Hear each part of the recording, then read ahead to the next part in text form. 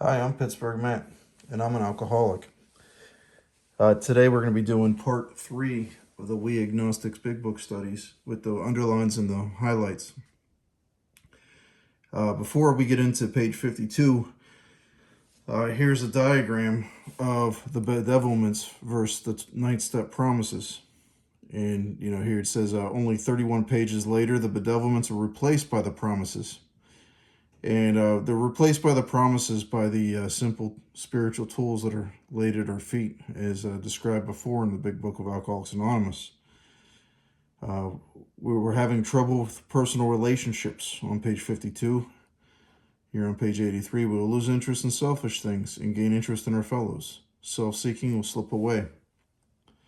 Page 52, we couldn't control our emotional natures. Page 83, we will comprehend the word serenity and we will know peace. Page 52, we were prey to misery and depression. Promise our whole attitude and outlook upon life will change. Page 52, we couldn't make a living. Page 83, fear of people and of economics insecurity will leave us. Page 52, we had a feeling of uselessness. Page 83, that feeling of uselessness and self-pity will disappear. 52, we were full of fear. 83, we will intuitively know how to handle situations which used to baffle us. 52, we were unhappy. Page 83, we're going to know a new freedom and a new happiness. 52, we couldn't seem to be of real help to other people. 83, no matter how far down the scale we have gone, we will see how your experience can benefit others. We will not regret the past nor wish to shut the door on it. And most of all, we will suddenly realize that God is doing for us what we could not do for ourselves. So I wanted to show this diagram because, this is what disbelief and the insanity of self-reliance, had provided for us, is these bedevilments. But once we have the belief and the faith to do the steps, this is what's promised to us. And this book has been proven over and over and over that this works. It's worked for me. It's worked for everyone I know that has done the steps and followed this path. So I thought before I get into page 52, I thought I'd show this diagram. So now here we are to page 52 in the big book. And our first green underline here is not our age characterized by the ease with which we discard old ideas for new, by complete readiness with which we throw away the theory or gadget which does not work for something new which does. If something doesn't work, we throw it out. We move on. If something does work, we'll hold on to it. And here in blue, these are the bedevilments that were just displayed in that diagram before. And I personally use this as a checklist. If I don't believe that my Creator can do a better job at these than I can, then I'm obsessed. It's an obsession. It's a worship of outside things, and all of these are really an inside problem. It's inside the rib cage that we're misled to our own ideas, and so that's the power of prayer. So we can get outside of those human ideas and urges. So we had to ask ourselves why we shouldn't apply to our human problems the same readiness to change our point of view. And here's the human problems. We were having trouble with personal relationships. We couldn't control our emotional natures. We were prey to misery and depression. We couldn't make a living. We had a feeling of uselessness. We were full of fear. We were unhappy. We couldn't seem to be of real help to other people. And when I say I use this as a checklist, Usually when I know something's not right, or my anxiety's high, or I just know I'm off. What is it that's eating my lunch? And, having trouble with personal relationships, just the people around us, whether it's at home, at work, in our personal lives, family, in my prayers, I have to ask for God's guidance on these. And sometimes I'm at a point of desperation where, I think that I could do better, and how crazy that sounds, but that's the case. I just got my claws in it. We're having trouble with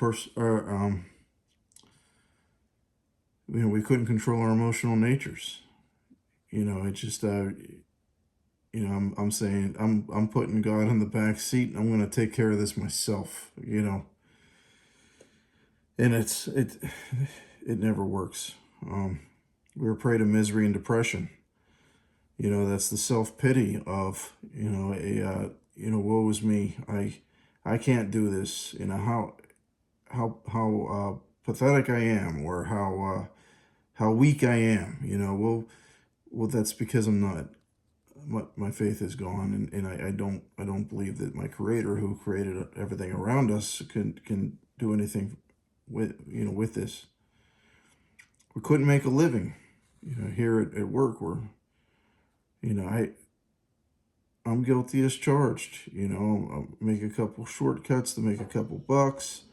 Whether it's the stock market, whether it's a casino, whether it's I know I know everything says God says these are not good things, but I say, you know what, I'm going to take it from here. I'll do God's work tomorrow, and I do something foolish, and we had a feeling of uselessness. It's just the self-pity, and we were full of fear, and we were unhappy. So whenever I think that my own self-reliance is more powerful than God's, that's the bedevilments. And then here's the question. Was not a basic solution to these bedevilments more important than whether we should see newsreels of lunar flight? Of course it was. So what they're talking about here is, this book was written in 1939. So there was all these sci-fi, grandiose daydreams of us landing on the moon, and that was on the news, and it's a distraction from what's going on inside us. And today it might be a cable news network, it might be Facebook, it might be Snapchat, it might be Instagram, Etsy. All the things that are going on that easily distract us from what's going on inside our ribcage, not what's going on outside, but what's going on inside. I don't have that vacation. I don't have that new car someone just got. I don't have the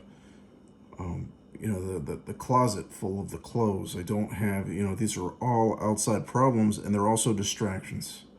So whenever they say newsreels, this is a 1939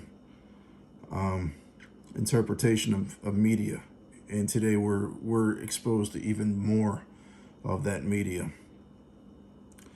So then they talk about the Wright brothers. We've seen others solve their problems by a simple reliance upon the spirit of the universe. We had to stop doubting the power of God. Our ideas did not work, but the God idea did.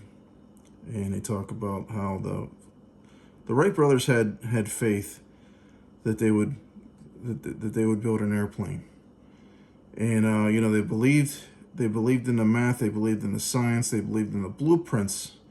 But what actually gave them the faith was attempting to take it off. Not only take off, but in front of an audience. And without that, nothing could have happened. It would have been just a good-looking theory, without trying it. And it says, we agnostics and atheists here's a liability, sticking to the idea that self-sufficiency would solve our problems.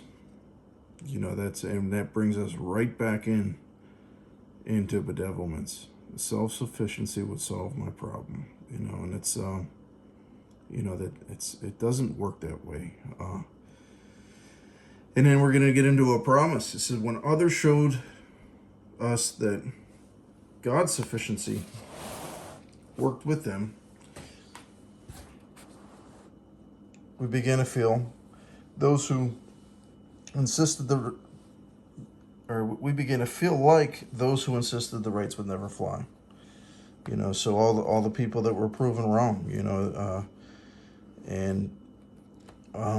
that's how we feel when somebody else does something that's miraculous and they wouldn't otherwise be able to do that just on their own. And me personally, when I see that happen, doubt sinks in, and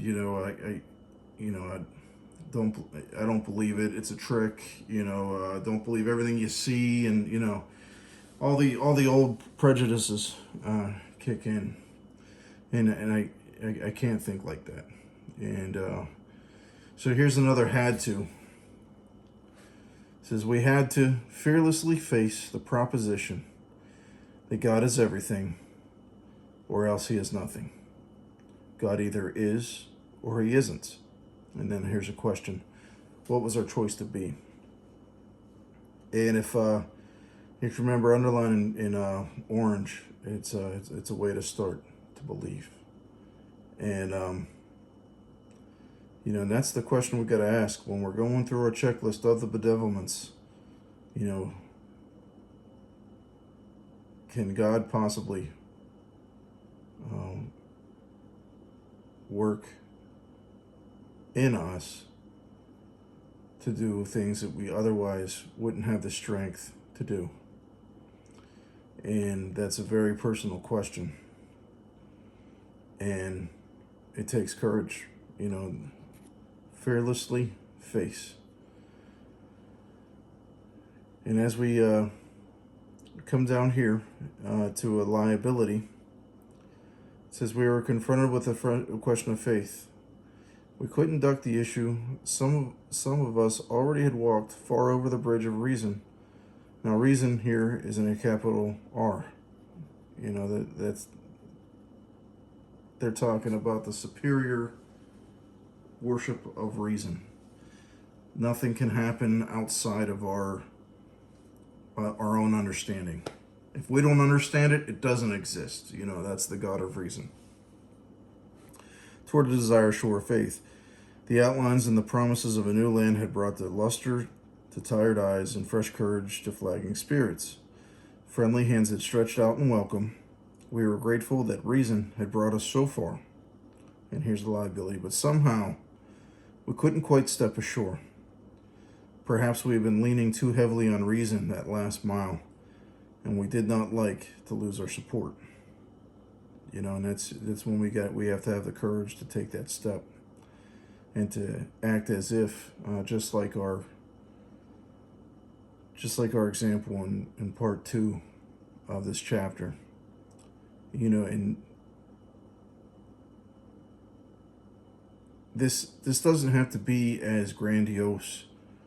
This could be something as simple as, walking in and shaking someone's hand to apply for a job. This could be as simple as when someone needs help, say, hey, what you got going on? Can I help you with that? It's just something you've never done before, but you're doing this for the first time. And it doesn't have to be grandiose. It's just so when something inside you tells, hey, this is an opportunity for a slight change for the good, go ahead and to do it. So, and now we have another question. Without knowing it, had we not been brought to where we stood by a certain kind of faith? So we had faith in reason. We had faith in our past experiences. So faith did bring us to where we're at. How about that faith in alcohol? I don't know about you, but I really did not enjoy my first shot of Jack Daniels. But I seen, hey, This is making my buddies feel good. You know, I'm kind of depressed right now. I could sure use to feel good. So yeah, I take that horrible shot. And you know, while that worked for a while, after a while, it just like Bill Wilson says, it was like a boomerang. It spun around and cut me to ribbons. So here's the next question: did we not have confidence in our own ability to think? What was that but a sort of faith? And here's a liability. Yes, we had been faithful, objectively faithful to the God of reason. So in one way or another, we discovered that faith had been involved all the time. And you know, one thing about belief and faith, belief is the idea. It's the idea that something could happen. Faith is the actual muscle movements. And, you know, so I read a lot of Oxford group material. And one thing that I particularly picked out is they said that God's favorite sinners are gamblers. And the reason for that is because their faith is unprecedented. It's like no one else, you know, on in this world. To believe that you're going to win in a game is the belief. The faith is taking your hard-earned money, or money it may not even belong to you, and to go ahead and press on with those beliefs. You know, so that's a good example of the difference between belief and faith. And Joe and Charlie put it another way. You know, Christopher Columbus believed that he could cross the Atlantic and get into the Indies. You know, it was the faith that actually built the boats, that actually got in the boats, and it actually sailed west. That was the faith. The belief was just the idea.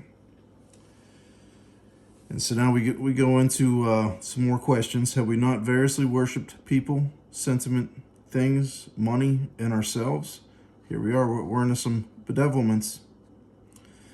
And then with a better motive, have we not worshipfully beheld the sunset, the sea, or a flower?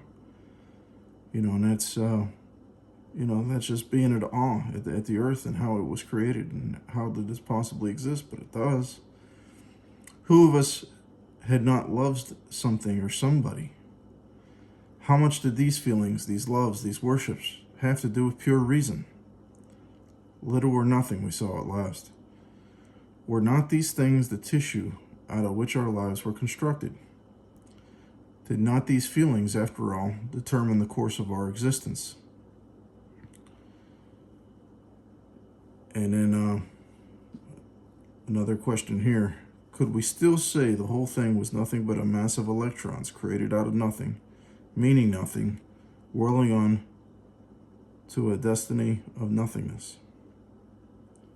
You know, and it's, another thing that I like to bring up is, how much did these feelings, these loves, these worships have to do with pure reason? You know, me myself, I'm kind of a reserved guy, and you know, I can pretty much keep my composure. But you know, there's some movies, or I have a real soft spot for those YouTube videos where the soldiers come home from being deployed, and they meet back up with their kids, whether it's at their school or it's at their house, and you know, I can't keep a dry eye. I mean, I don't know what it is about those videos. I mean, but there's no reason behind it. But and another thing is that there's no reason. For some reason, I have like this kind of spiritual pride where I could be in my own house all by myself, and I'm watching this, and my eyes tear up. I got to fight it back for some reason, and that's my pride kicking back in.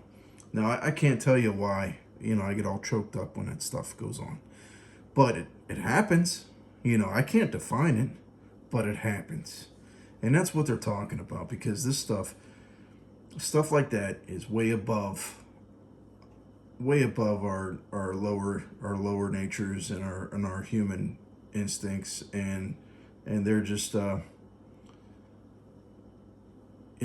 just proof that there's something greater out there, and that's I solely believe that.